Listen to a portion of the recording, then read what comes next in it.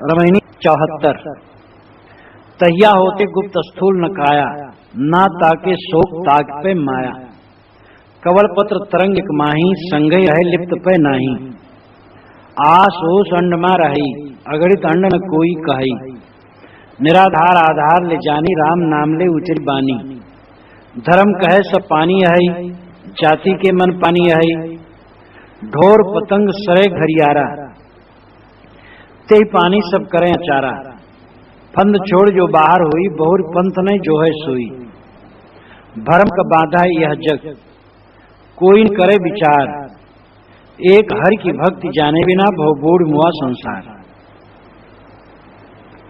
तहिया होते गुप्त स्थूल न काया।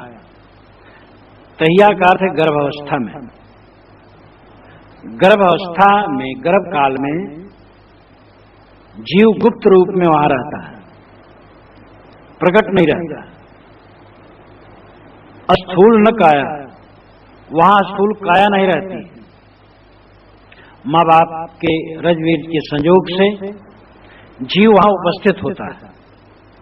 ये अवधारणा है कि जीव पिता के वीर्य में जाके स्थित होता है और फिर वो माँ के रज में मिल करके गर्भाशय में पहुंचता है और बुदबुदा बनता है। फिर मांस का एक छोटा सा अंश बनता है, फिर वो धीरे धीरे बढ़ता जाता है और इस प्रकार काया का निर्माण होता है। तहिया होते गुप्त स्थूल न काया। गर्भावस्था में जीव गुप्त रूप से मां के पेट में पहुंचता है। स्थूल काया उस समय नहीं होती है। ना ताके शोक ताके पे माया, उसको कोई शोक चिंता नहीं होती है, वहां कोई दुख नहीं होता है, क्योंकि वहां चेतना नहीं है, एकदम अचेत अवस्था रहती है। गर्भ में जब वो परिपाक हो जाता है गर्भ, तब शायद चेतना हो भी, मूर्छा जैसी। क्योंकि गर्भ काल में माताएं कई कहती बच्चा डोलता है, तो आगे चल करके तो मूर्छा जैसी बीच बीच में थोड़ी थोड़ी चेतना हो सकती है, लेकिन शुरू के समय में तो बिल्कुल बदहवास रहता है। तो साहब कहते ना ताकि शोक, उसको कोई शोक चिंता दुख नहीं रहता। ताकि पे माया, लेकिन माया उसके साथ रहती है। सूक्ष्म वासना के बीज रहते हैं तभी तो शरीर बनता है। यदि माया निवृत्त हो गई होती तो गर्भ में क्यों जाता? कमल पत्र तरंग एक माही, संगे रहे लिप्त पे नाही।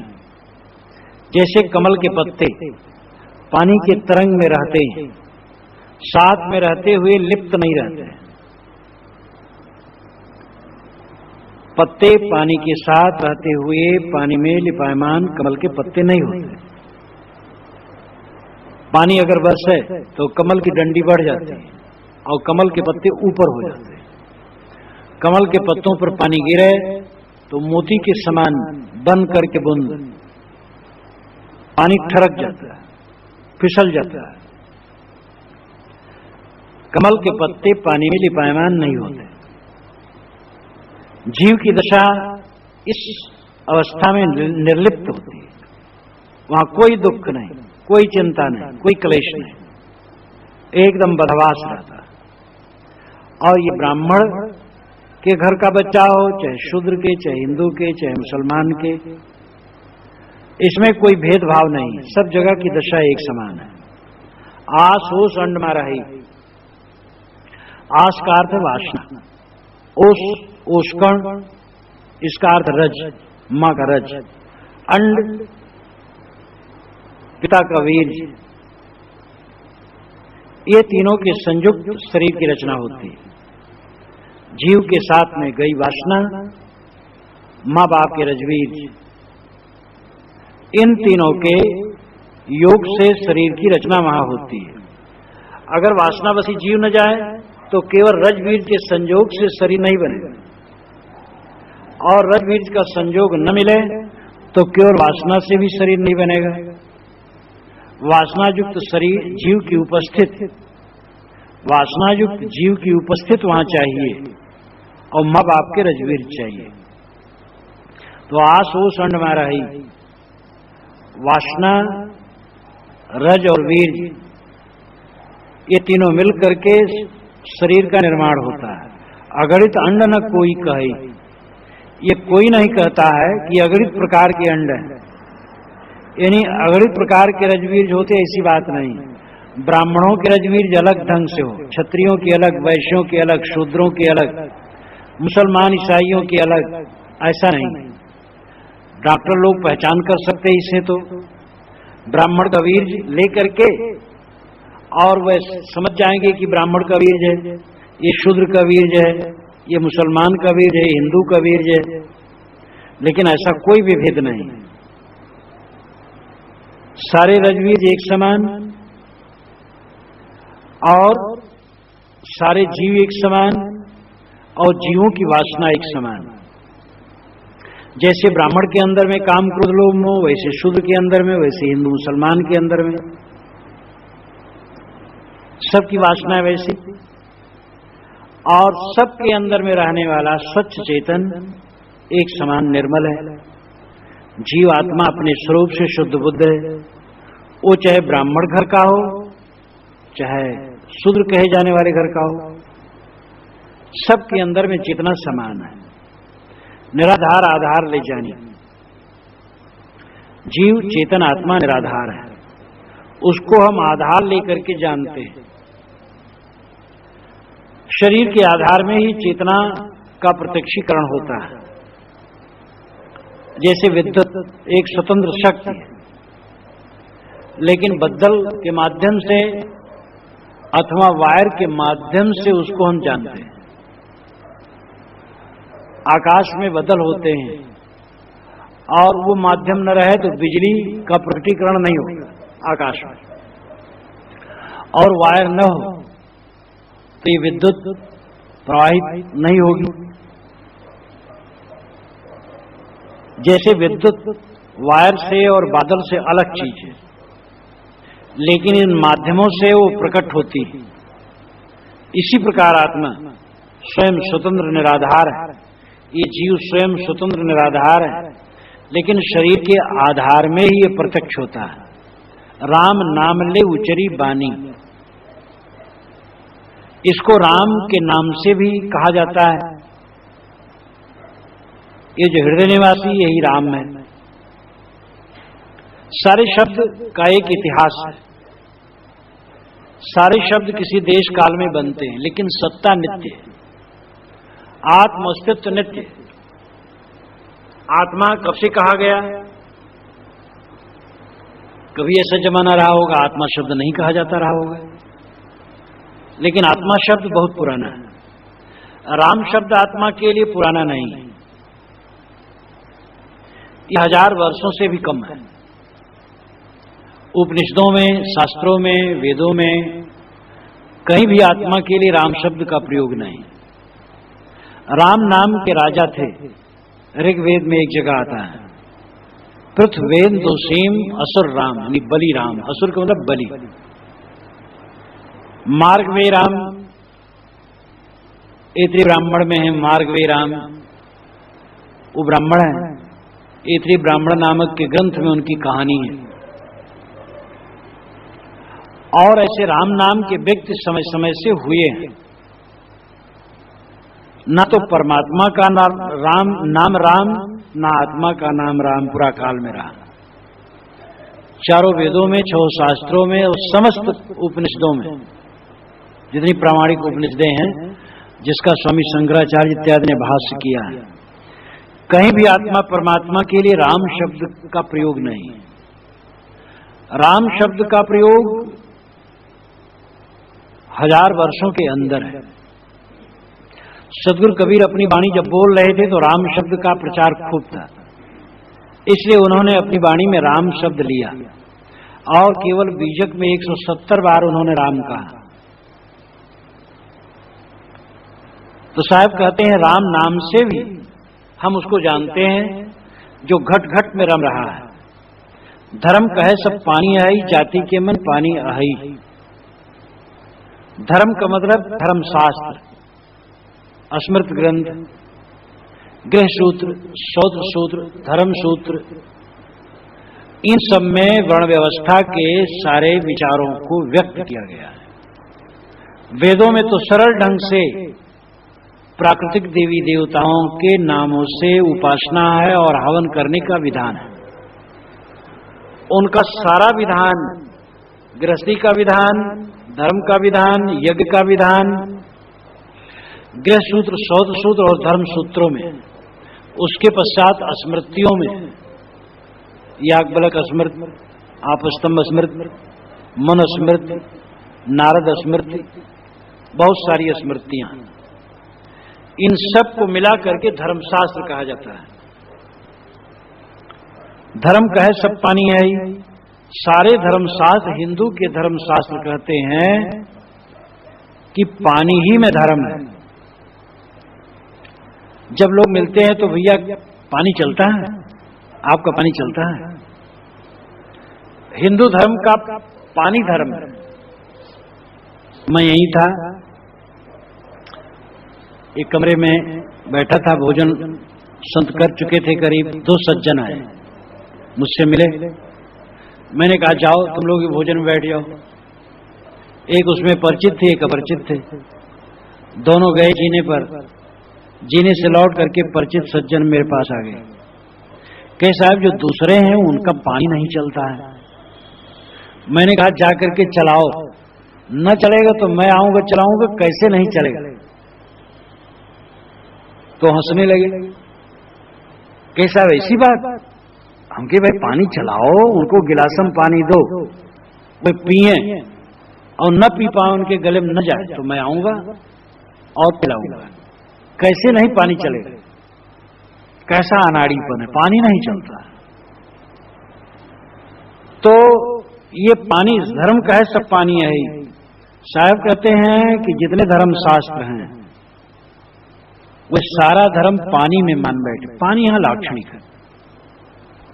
हुक्का पानी देहात में कहते भैया हुक्का पानी चलता कि ना चलता, वो भी लाक्षणिक है।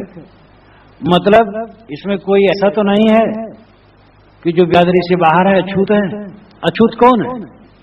जिसको हम मान लेते हैं, मान लेने भर का है। एक आदमी आया, हम पूछते हैं कौन जात के हो, और वो नाम बताता है। मानो बताया माधव तिवारी, तो कहते हाँ ठीक है, तो कोई गड़बड़ नहीं। अगर कहते माधव रजक, माधव चमार, तब कहें हाँ दूर बैठो तुम अछूत हो। जब उसने कहा तो हमने माना। कितनी झूठी बात है। और हिंदू समाज ने अपने आप को बहुत नीचे गिराया है इस बात को लेकर। और इसी हिंदू के पाखंडी और मिथ्या दंभी और अहंकारी क्रिया को मुसलमानों और ईसाइयों ने जबरदस्त चुनौती दी। और यहां करोड़ों करोड़ों लोग मुसलमान हो गए और ईसाई हो गए। जिसको इतनी अकल न आए कि हाथ साफ है, बर्तन साफ है, शुद्ध करके छान करके कोई पानी दे, बस पी लेना चाहिए। अब पानी किसका चलता है, किसका नहीं चलता है? कोई गंदा हाथ रखे है, बर्तन साफ नहीं है, ठीक ठाक नहीं है, तो पानी उसके हाथ का पीना ठीक नहीं है। लेकिन यहां हिंदू धर्म का सारा धर्म पानी में है। छुआछूत, जाति के मन पानी है।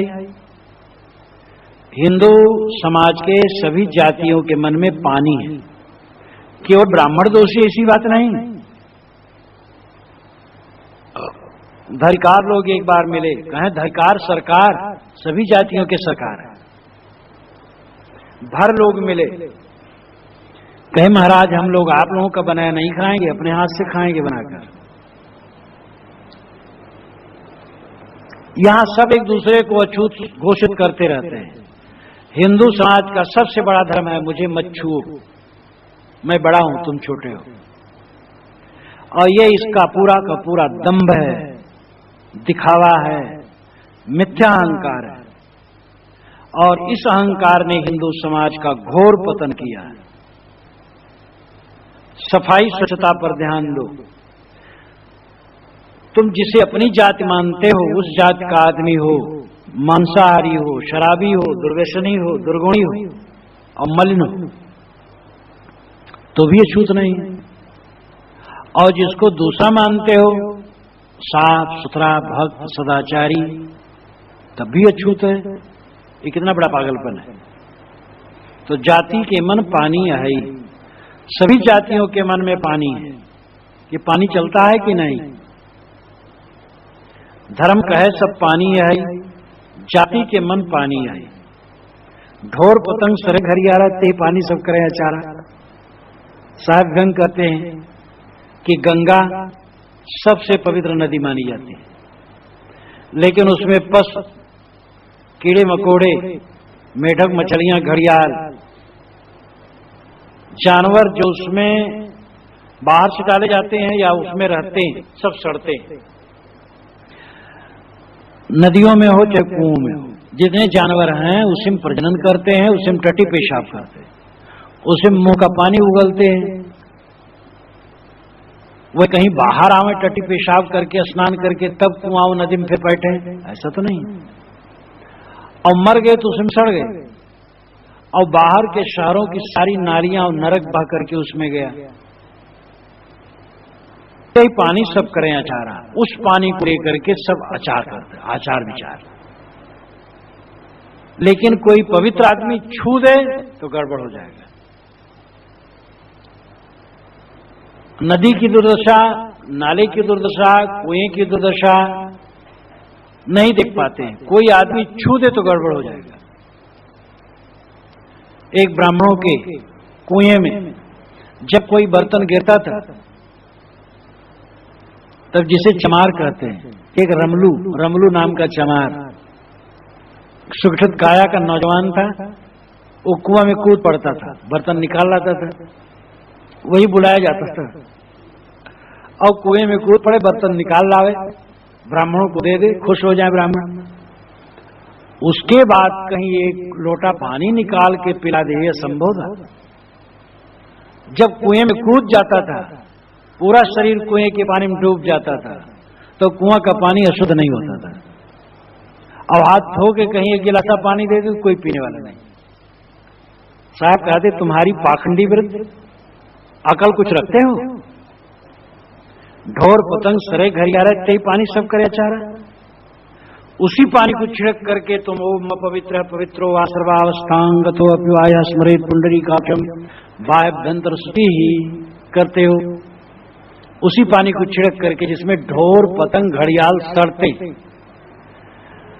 और कोई पवित्र आदमी एक गिलासा पानी दे दे तो तुम नहीं पी सकते। ये तुम्हारा धर्म है? तुम कहते हो हमारा सनातन धर्म है। बहुत बढ़िया। सनातन धर्म का मूल उत्स कहां, जड़ कहां? वेदों में। चारों वेदों में कोई मंत्र ऐसा हो बता दो जो इस प्रकार गवाही देता हो। इसके उल्टे गवाही तो देता है मंत्र। अथर्व वेद का मंत्र है, समानी प्रभा सहो अन्न भागा। हमारी प्रभा पौशाला एक हो और एक साथ हम भोजन लें। वेद मंत्र ये तो कहता है, लेकिन चारों वेदों में एक मंत्र कहीं नहीं है कि कोई अछूत होता है। तो तुम सनातन धर्म को कहां जानते हो? ये तो जो 2000 वर्ष के अंदर में कूड़ा कबाड़ इकट्ठा हो गया है, उसी में सनातन धर्म खोज रहे हो। भारतीय साहित्य का पतन 2000 वर्षों के अंदर में खूब हुआ है और उसमें खूब पाखंडी बात लिखी गई है, और लिखते लिखते इतना खराब किया गया है कि वही सब कुछ हो गया है। तो सनातन धर्म को हमें समझना चाहिए। सनातन धर्म का तो मतलब है नित्य धर्म, जो देश काल की सीमा के बाहर हो, वो सनातन धर्म है। जो मुसलमान में भी हो, ईसाई में भी हो, भूमंडल के सभी कोनों ही में नहीं, किसी दूसरे भूमंडल में भी अगर इंसान हो तो उनमें भी हो, वो सनातन धर्म है। वो है शील, क्षमा, दया, करुणा, प्रेम। फंद छोड़ जो बाहर हुई, बहुर पंथ नहीं जो है सोई। साहब कहते जात पात छुआछूत के पाखंडी फंद बंधन को छोड़ करके जो बाहर हो जाता है, बहुर पंथ नहीं जो है सोई। बहुर लौट करके फिर इस पंथ को नहीं पकड़ता है, निर्भ्रांत दृष्टि वाला हो जाता है, और वो कभी नहीं मानता है कि इंसान अछूत है। ये सबसे बड़ा सामाजिक अपराध है, किसी इंसान को अछूत मानना।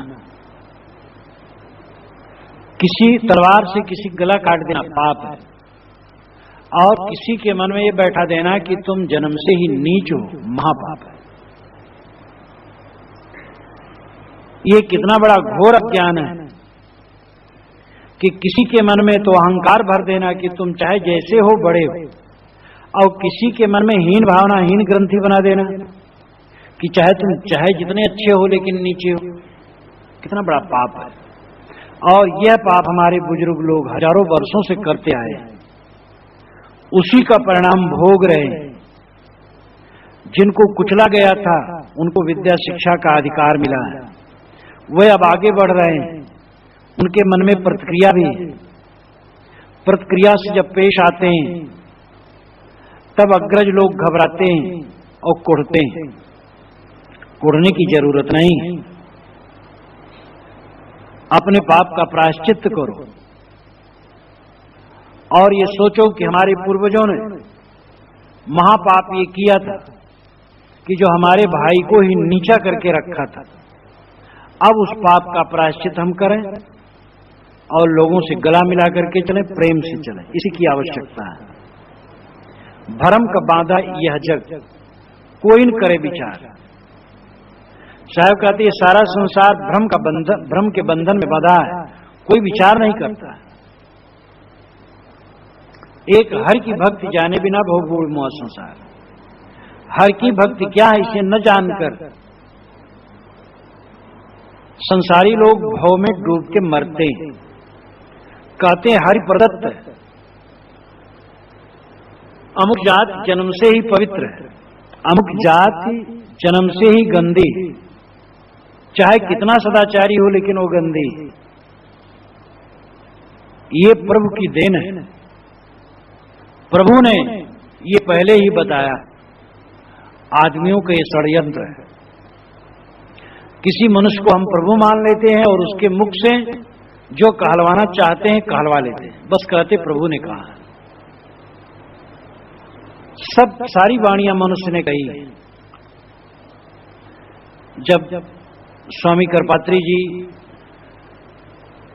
काशी में बहुत कटु भाषण किए, क्योंकि भंगी लोग शिव मंदिर में प्रवेश किए थे, तो शाम को ही ज्ञानवापी पर उन्होंने कटु भाषण किया कि शिवलिंगी अब टट्टी घर के पत्थर के समान हो गई, उसमें से शिव जी निकल गए।